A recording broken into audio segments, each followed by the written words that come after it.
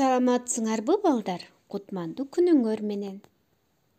Жакшы эс алып турдуңарбы? Анда эмесе, бүгүнкү сабактарыбызды баштадык.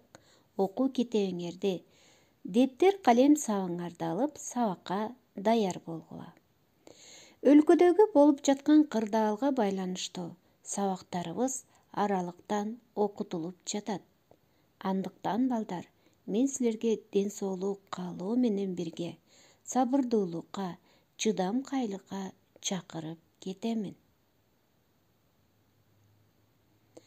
Ар дайым тынчтык болсун деген ураан менен бүгүнкү сабактарыбызды жакшы баштап, ийгиликтүү аяктап алалы. Жагымдуу маанай каалаймын. Ар күнкү сабактарга активдүү катышып жаткан окуучуларга ыраазычылык билдиремин. Балдар, бүгүн биз окуу китебиңердин 44-бетинде жайгашкан жабык муун деген жаңы теманы өтөбүз. Жаңы темага киришээрден алдын өтүлгөн теманы бир аз эсиңерге сала кетейин. Сөздөгү үндүү табыштар ыргак-ыргагы менен муунга бөлүнүп айтылат.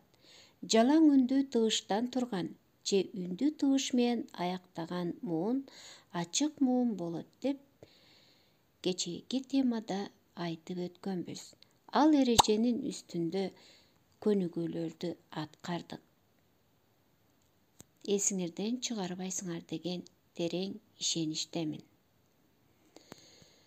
Анда эмесе, балдар, бүгүнкү сабагыбыздын максаты менен тааныштыра кетейин. Биздин бүгүнкү сабакка койгон максатыбыз муундар жөнүндө билесиңер, жабык муун жөнүндө маалымат аласыңар, көнүгүүлөрдү аткарасыңар. Эреже.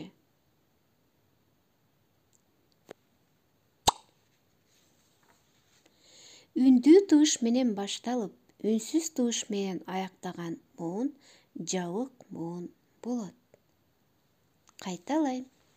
Үндүү табыш менен башталып, үнсүз табыш менен аяктаган муун жабык муун болот. Мисалы: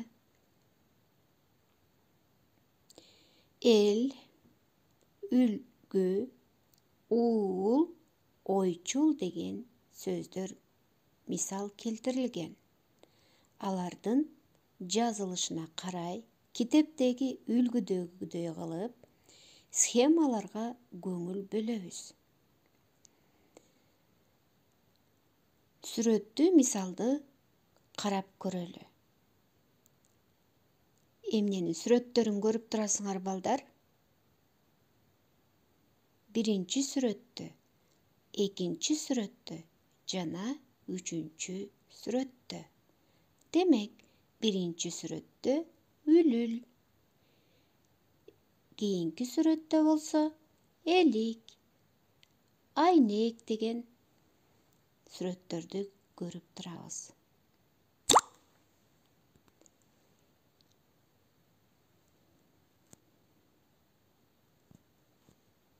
Анда эмесе көнүгүүлөрдү аткарабыз. 131 көнүгүүдө тексттин экинчи бөлүгүн окуп чыккыла. Маанисин өз сөзүңөр менен айтып бергиле.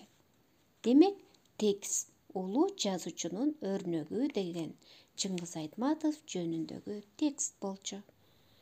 132 көнүгүү. Эмне үчүн бул адамдарды кыргыз тилин сүйүшкөн жана абдан жакшы билишкен деп айтабыз? Ушулардай болуу үчүн эмне кылуу керек? Кластерге көңүл бөлөбүз. Жусуп Баласагын, Токтогул Сатылганов, Чыңгыз Айтматов, Алыкул Осмонов.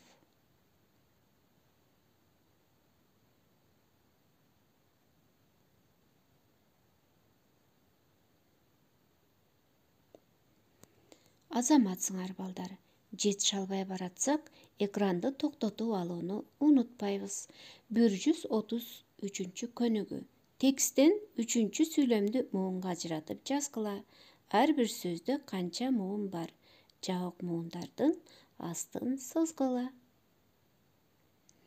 Ал эми 134 көнүгүүдө тексттен таблицага туура келүүчү 5 сөз жазгыла. Таблица түзөбүз. Текстти окуп чыгып, туура келчү сөздөрдү жазабыз. Ачык муунду сөз, жабык муунду сөз. Ачык муунду сөздөргө мисал келтирип өткөн. Өмүр жана ошондой эле жабык муунду сөзгө элдер деген сөздү мисал келтирген. Ал эми 135 көнүгүүдө болсо, Чыңгыз Айтматов ким болгон деген кластерге көңүлүңөрдү бөлөм. Мына ошол кластерге карап, Чыңгыз Айтматов ким болгон деген темада аңгеме түзөбүз. Ал эми үйгө тапшырма 136 көнүгүү. Сөздөрдү муундарга ажыраткыла. Жабык муундарды белгилегиле. Муундун схемасын чийгиле.